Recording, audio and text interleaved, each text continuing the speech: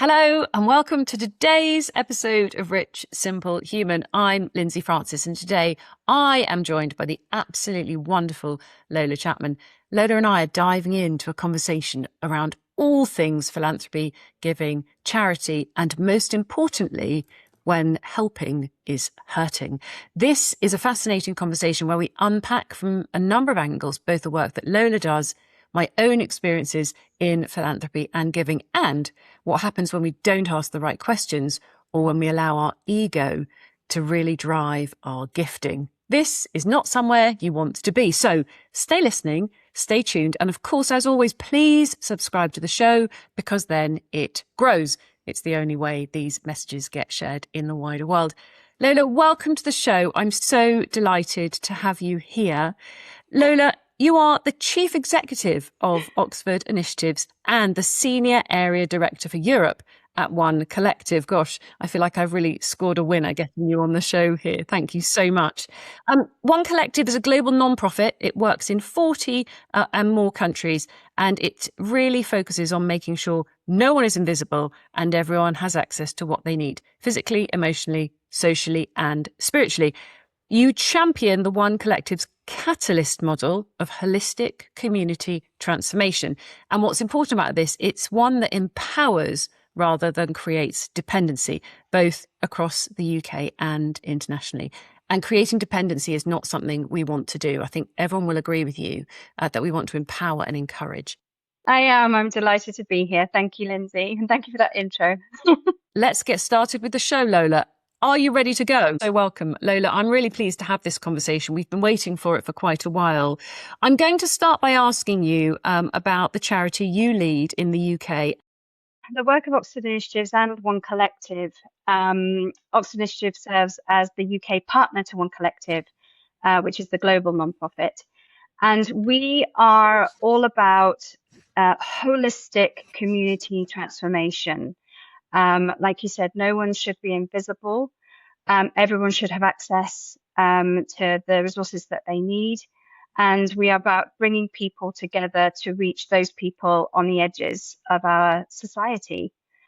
So we operate, as you said, in over 40 countries. I think there's around 56 communities that we have. And Oxford Initiatives is the local governance for the communities we have in the UK, one of which is here in Oxford, which is called the Jungle.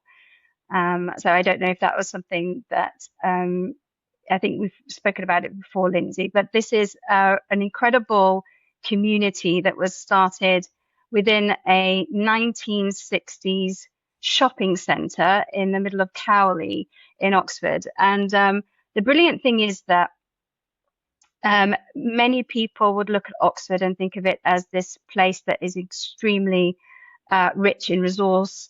It's like an academic centre of the world, and it's all of those things.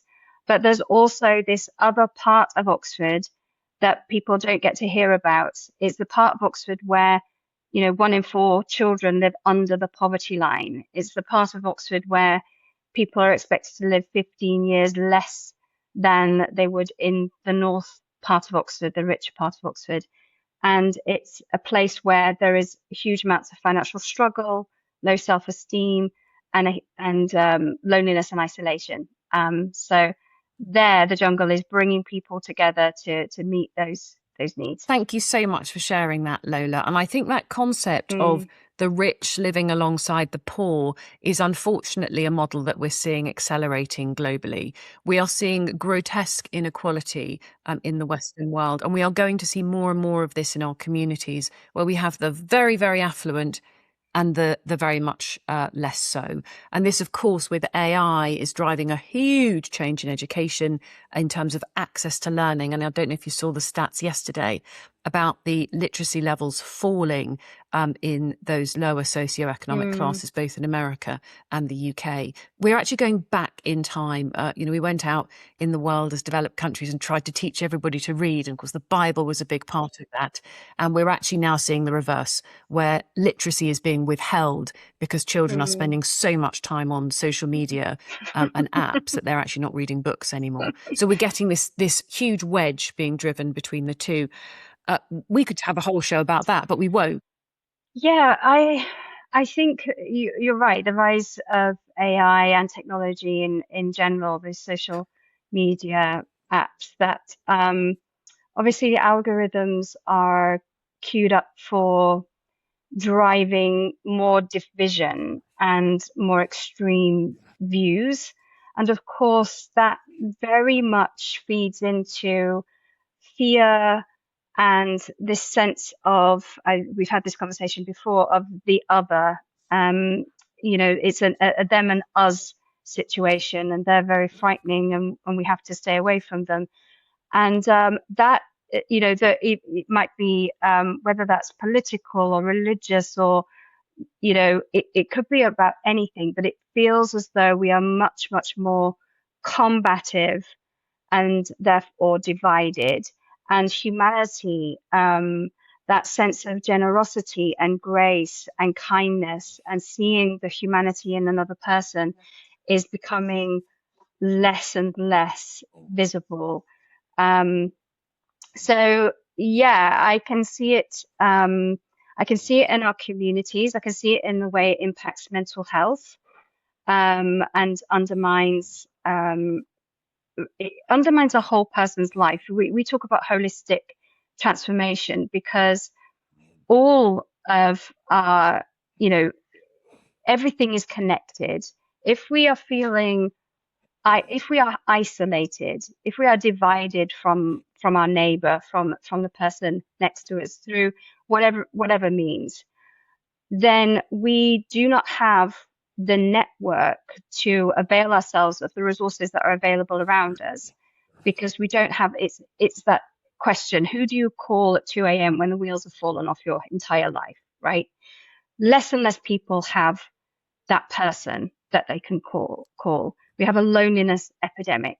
So not having that network then feeds into the low self-esteem. I cannot be a worthy person. I don't have um, that network, and having that loneliness and isolation and low self-esteem at play, that has to impact our physical resources, our access to, opportunities, that may be there, but we won't access because of those other things, not having a network and also having just not the confidence to go for them. So all of these things are interconnected. It's very complex and there is no one solution. Of course, that's the beauty of the work that you do, is it cuts across multiple silos, if you like. Can I ask you about the word invisible? Because we are seeing, or not seeing, the invisible impact. And I know One Collective's mission is actually no one is invisible. Who do you feel from the work that you do are the invisible people? And are you working both in the developing world and sort of in the sectors which are less? And what would you say if people say, well, it's more important we give money to Africa than we give it to our I neighbours? think that what we've seen in Oxford as an example shows us that it's very much needed. The resources are very much needed within our own cities, and that the invisible are very much in the developed world and in our cities in the UK. We often, everyone has had the experience of walking past a person who is street homeless and is asking for money. I don't know that you can avoid it. And I think that that's, we should be ashamed of ourselves. It's a tragedy, because what I found in our work is that behind that tin that they're shaking is a person who has had the most complex series of events happen in their lives, usually from childhood.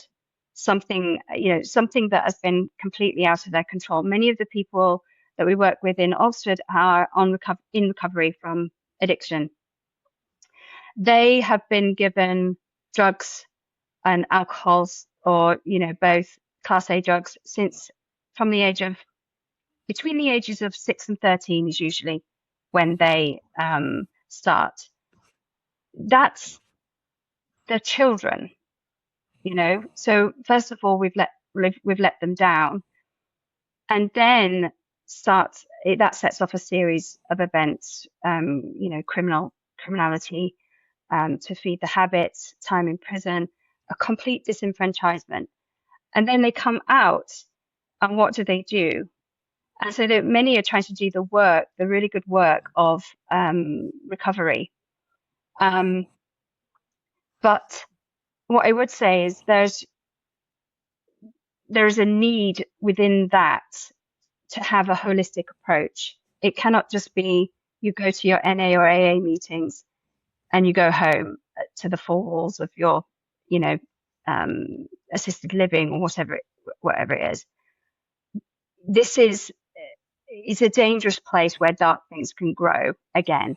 So actually having a third space, for example, is what we have found for people in that situation, where they can be vulnerable, have a shame-free, neutral space where they can talk about some of the things that happened to them, and to be able to connect with others in the same situation and others that aren't in the same situation.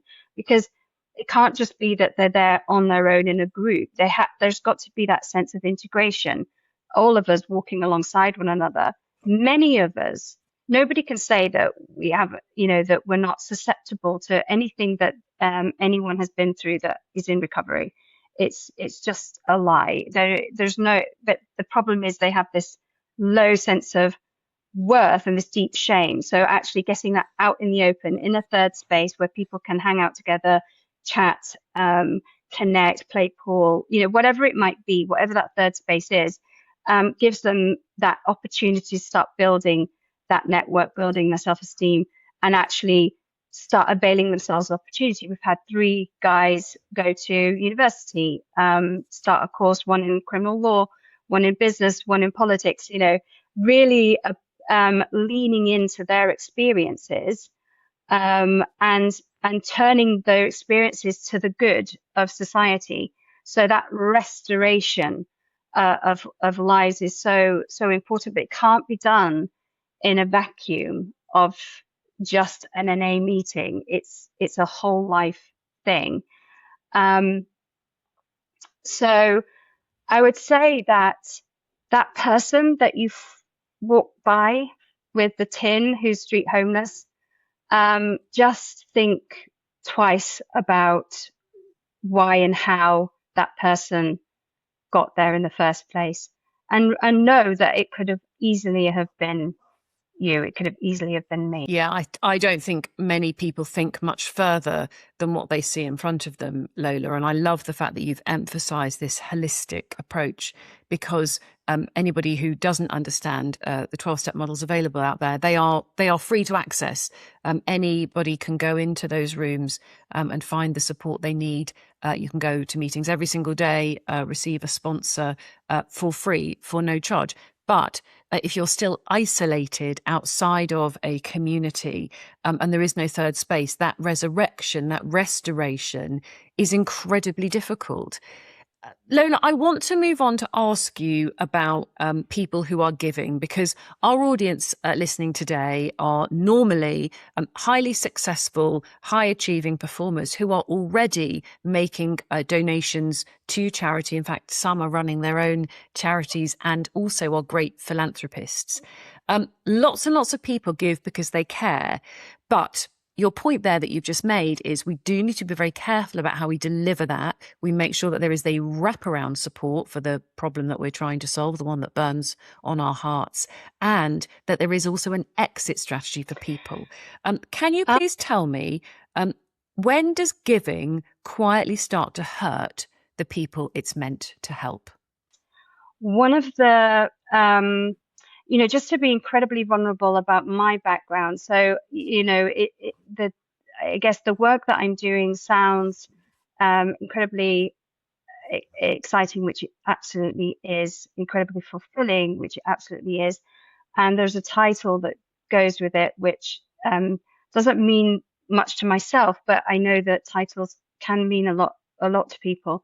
But what I would say is that I come from a city called Bradford in West Yorkshire, and I was in an incredibly difficult situation as a child. There was alcoholism, there was a lot of abuse, psychologically, emotionally, and we were in deep poverty. I had moved house 19 times by the time I was 18, so the idea of roots and safety and all of those things were not present. And all I can tell you is that when we went hungry, there was a point where we were homeless. When we went hungry, I do not remember the physical sensation of being hungry. What I remember is the humiliation and the indignity of it, the deep shame, the fact that I must be less worthy to be in a position where I don't have even enough to eat or people to care for me or whatever it might be. So when you come at things from that angle, that poverty in the West, we tend to think of it as a lack of physical resources. It's far, far deeper than that. And if you ask the people on the edges of society, they will probably talk more about the shame, the disenfranchisement, the loneliness, the humiliation, and the indignity, and the low self-worth. Like there's no hope. So um, when helping starts to hurt, it's where we have well-meaning people who want to give, but what they're actually doing is creating a dependency, which you mentioned earlier, but also affirming this sense of I can't do things for myself. You are sort of without realizing it and um, with the best intentions in the world, you are actually affirming the low self-worth and disempowering someone.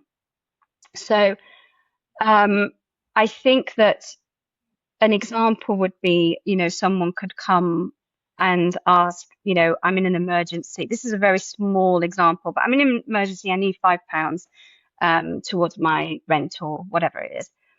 And you can loan that person the £5 because they are in an emergency and that is what is needed. And no one is saying that you don't give people what they need and as they need it, especially when it's an emergency like that. But then they come to you the following week and it's the same again. I need this £5, please, help me. And so you help them again. And then it happens a third time. Well, what was helpful the first time has now lost its power and is actually now undermining the person that you're helping because you've created a dependency and you have affirmed to them that they don't have agency in their own lives to start to take steps forward to help themselves.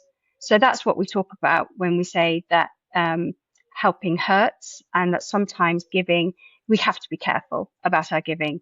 We have to be strategic and be looking at things that are deliberately and intentionally and strategically looking to empower people to be holistic and to be sustainable. That's a great explanation, Lola, of what happens when we don't have strategic and deliberate giving. I'm going to go back to something you just said about the humiliation, shame, and isolation. Those feelings of emotion, those emotions, those experiences don't go away easily. And of course, we can't alleviate humiliation, shame, and isolation with money. The energy of money doesn't solve those problems in the same way the energy of money doesn't solve our relationship problems. It doesn't solve our marital problems. We can't buy relationships. It's a currency that is the one context in which the currency and the energy of money doesn't work. And I get to spend a lot of time talking to people about this. And what's interesting about yours and my conversation is the same applies both in this ultra high net worth space where people are mystified as to why money hasn't made them happy, but also it applies in that and it applies to every lens because we're not money machines, we're humans, and of course money is a different energy, but it applies very much in that lower end where we're trying to alleviate humiliation, shame, and isolation with donations. And then we're creating perhaps individuals in the system who are still suffering from lack of significance, lack of security, and lack of acceptance. Even if they then become, like you say, they have the agency to bring themselves out of poverty, they are able to be in affluent positions in the future. Are they actually then really feeling secure, significant, and accepted? Or is that spiritual piece the missing part? I didn't prep you for this question, by the way, but I'd love to give you a chance to respond if that's okay. What do you think to that What missing we have piece? found so our holistic transformational work is looking, yes, the physical. People do need, if someone's hungry, they need something to eat, right? Then there's emotional and social, giving people a chance to build, those networks. But what we also do is provide, again, in a neutral space with absolutely no, we're not a bait and switch kind of organization. Absolutely. I think when we give and we don't realize that we're giving mind, body, and spirit, we think we're just giving money. We miss the human part. We miss the humanity of what we're trying to do. And I think in a material world, in this post-consumer society, we've missed a bit very often, this spiritual piece. And we're not talking about a religious piece. We're talking about the fact that we are spiritually designed. I always refer people back to the work of Dr. Lisa Miller about the spiritual design in the body. I always refer people to Dr. Arthur Brooks, who also talks about the way our mind and our body works. If we don't have a concept of any higher power, that makes us the most powerful thing in the world. And I think if you've proven yourself to be unreliable and fallible, then you perhaps want to have a think about what your higher power might look like. If, of course, you do think you're the biggest thing in the world, Elon Musk, then if you were truly helpful, you'd be able to see that and you'd be feeling amazing.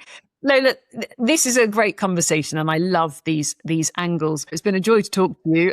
Like you say, it's a two-way conversation. Excited to have another conversation as well. We've got more to unpack on our next interview. So until next time, if you haven't subscribed and liked the show, please do. Please also share this episode with other people, whether you're listening on Apple, Spotify, or one of the other platforms. It only grows if you like and share. We don't do this because we get paid. We do it because we love it and we want you to die happy, healthy, and with a legacy that you leave behind. Until next time, make sure you stay as a rich and simple human. Check in with yourself. Do you really feel secure, significant, and accepted? And have you checked in with your higher power, or do you think you are the most important thing in the world? Answers to emails will be replied. Lola and I love to have a chat with anybody. And if you've got anything challenging to say or you'd like to unpack some of this, we'd love to hear from you. Until we meet again, take care. And thank you very much today to Lola Chapman.